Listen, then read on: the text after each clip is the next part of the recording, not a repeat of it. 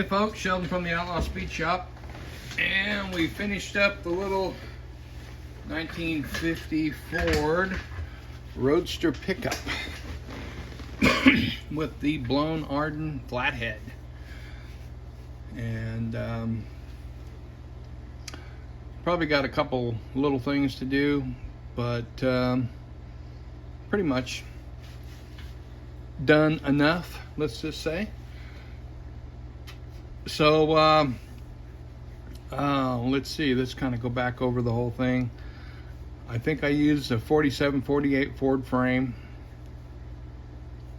and I'm not really sure, might have been the same a 48 front end, I don't know. I just grabbed something out of my box of, I have a box of front ends, a box of rear ends, and so I just grabbed whatever looked good and put it in there. And the rear, excuse me, it's still got the closed drive line, like 48 whatever rear end.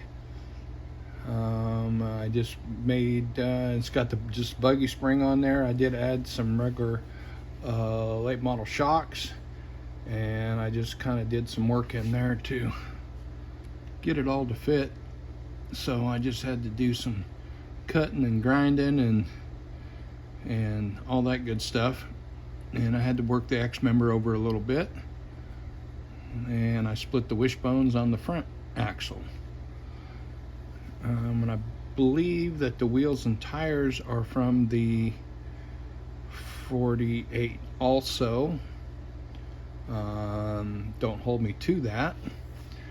And then I got a grill 3D printed that I got through Shapeways, an old tractor grill or whatever they call it. So I had this cab sitting over there in my parts boxes for a while, and I was going to chop it originally. So I had already cut part of the roof, but I hadn't cut anything down. I just started to section the roof out and everything, and anyway, that never went anywhere. So I just made a Roadster pickup out of it, and I did chop the windshield frame because it looked kind of funny with the full windshield. And let's see what else, anything. Well, the engine is from Texas 3D Customs. It's Arden with a little Scott blower, 3 carbs. Again, really cool engine. Everything fit together perfectly on it. It's got some really cool, the belts and everything, pretty cool. Really nice set of long tube headers, which I think are cool, like carburetors, all that stuff. Really nice. So I'll be using some more. I have a V12 Arden, but I'm trying to come up with a project for it. And what else do I have? I guess I got a couple nail heads with the blowers, a 409 regular flathead, I believe, and a couple others. So real happy with those engines so far. Everything, like I say, everything fit perfect. So I guess if there was any complaint, the only thing, but it's not a big deal. I mean, I could have made the radiator. You know, a flathead has 4 radiator hoses, one coming out of each water pump, and then on the Arden and also on the regular, there's a water port in the top of the head where you're. And I just didn't feel like adding all those radiator hoses and everything in there. So, you know, that would be the only thing. I know that on my 8 scale, I have a, you know, there's a 90-degree fitting that goes right there, and also one coming off the water pump. but this thing's pretty small, so if you want to go ahead and do that detail, you can. I didn't. I did put a little wood in the bed, and I used some of those inner door skins, or inner door, whatever you want to talk from the Model A coupe. So kind of got some inside door detail there, and I just used the stock dash, put a little banjo wheel on there, some headlights or taillights off of, I'm not sure, I was just going through something and there they were, so I used those, and a little license plate on there. So that's really all there really is to it. So pretty happy with it, and we'll stick it up in the case and move on to something else. I've got plenty of projects here to work on. I just painted a little 32 coupe this morning, so hopefully it looks pretty good. Hopefully it'll dry. That's usually the trouble sometimes. I don't know if I haven't had this trouble always, and I think it really depends on the kind of paint you're using. But I've had this trouble with testers, and I believe that the last time I used, oh God, it's been a while. Anyway, I know that I did a 48 Ford convertible, and I painted it with this kind of black, I don't remember what the name of the color was, but anyway, I primered it like I always painted it, and the paint never cured. It was always tacky. I mean, it sat for months and months and months. So I stripped it, and I took the same paint and painted it again with no primer, and it dried perfect. So you just never know. I just ordered some more Tamiya paints. I've been kind of going with those because I haven't had any trouble, and also they had a bunch on sale at Hobby Lobby a while back, so I got quite a bit of colors, but I really like their flats and semi-flats. I pretty much used them over anything, and I haven't had any kind of reaction. This thing here was painted with some of that Rust-Oleum, that 2X, and I shot some yellow on it, and then I shot some orange on it, and then I shot some red on it, and kind of gave it a well, actually, the next day it was still a little bit it was still just a little, and I shot a coat of flat Tamiya clear over it, and 5 minutes it was dry, hard, and I was able to go in and sand and do everything with no issues. So that's just kind of my standard procedure that I've been doing now. I do everything, and then I'll just put a coat of, flat or semi-flat or whatever on there, unless, pretty much on anything. It just seals it off. And I know it's kind of expensive, but I did order some more today. I found a place where I can get it for about five something a can. But also I use, there's a Krylon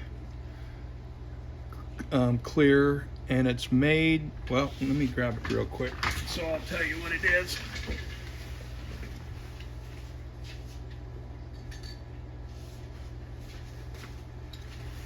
It's just a matte finish, Krylon matte finish.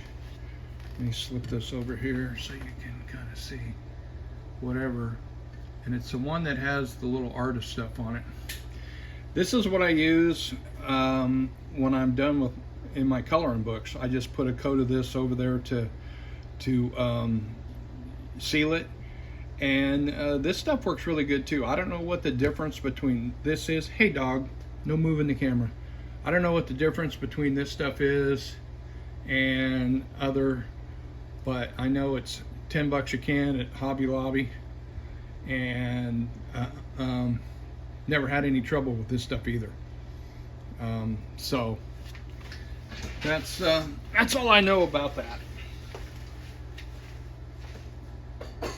Because, well, don't put your foot under my foot. There's there's so many different kinds out there. People are asking all the time what kind of paint to use, whatever. And this is kind of why I've been sticking to the old worn out paint jobs, because if it goes bad, you just you just work with it. And because what I do is I sand them a little bit, get some spots, and then I just come in. I've got some different brush paint that I use, and then I put some I got a, what's it called?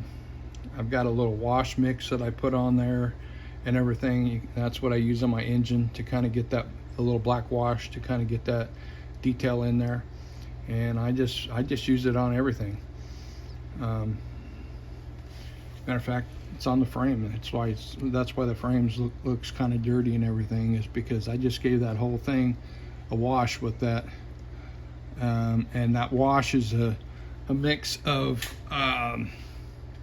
sepia ink, waterproof ink, and then I use a mixture of Pledge floor wax and Glass Plus. I mix those two 50-50, and then I add the ink to that to get it to the how dark I want it to be. And I use that on all my miniatures, and I like to use it on on engine parts and stuff like that, because it just gives it more detail. Just like the steering wheel was chrome, which it looks fine, but when you put a little bit of that, put a little of that stuff on there, it puts a little of that darker darkness down there in between on the grooves and stuff like that. So same thing, that's the same thing I used on the wood on the bed. I just put a little on there. So that's just the way I do stuff. So so next project, not sure. I got a couple over here. I got this Studebaker dirt car over here that's in primer, so I'm trying to figure out some colors for it. And like I said, I just painted that body for that 32, and that 32 is just going to be a little quick builder. I was just, like I say, I found it in a box, and it's not going to have a whole lot of stuff on it, just a fun little build. And I got four more dirt cars up here that are in the box ready for primer. So I guess I'm just going to be plugging away at those until I get some kind of idea for another whatever. And I do have kind of an idea, and I have this cab here, and I was almost going to use it on another project, and I'm not even sure what the actual, I don't know, it's maybe a white, I don't know. It's a Jimmy Flintstone cab, and it's been chopped, and I don't even know what year it is or whatever. I'd have to look it up on his thing. The only thing that was kind of holding me back a little bit was the windshield. It's got a little curved windshield to it, so it's going to be kind of a pain in the ass to make a windshield for it, which I'm going to have to do. So, but this cab is a little bit bigger, as you can see, compared to like a 37 Ford cab. So you can see there's, it's got a little more meat to it. So I was thinking that this might be a good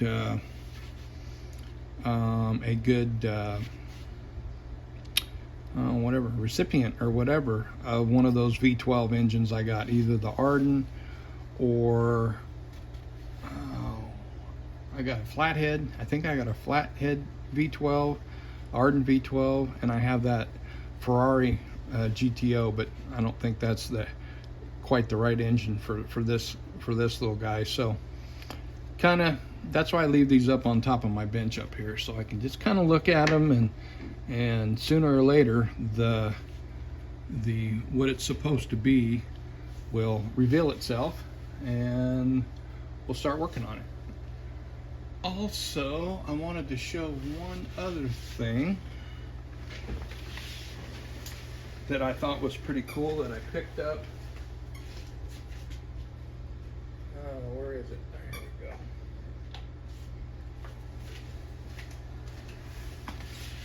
I picked this up from what's his name? The other guy that does the 3D printing parts. But it's pretty cool. It's a 32 frame, and as you can see, it's stepped up in the front and stepped up in the back. And so it's off of your Revell. Everything else is in the same spot. The motor mounts are the same. So all your stock parts from that Revell 32 kit will fit to that. And I haven't put it all together yet, but I think it's going to sit pretty cool and be kind of cool. So that is another future project going to come up here in a little bit. I think I'm going to put a chopped 5-window 32 body on it with probably with one of those blown Buick nail head. So that's kind of the idea. So that's what's going on in the future, hopefully. And just been going through and organizing stuff and working on some stuff, and so we do have some projects coming up in the future, and hopefully can stay healthy and stay motivated and everything, and get some more stuff done. So thanks everybody for the comments and the likes and everything. I was kind of surprised. My last 2 videos got about double the views of what my stuff had been getting over the last, quite a while. So thanks for everybody for watching, liking, and obviously there must be some new people in there looking. So thanks everybody, and we'll catch you later.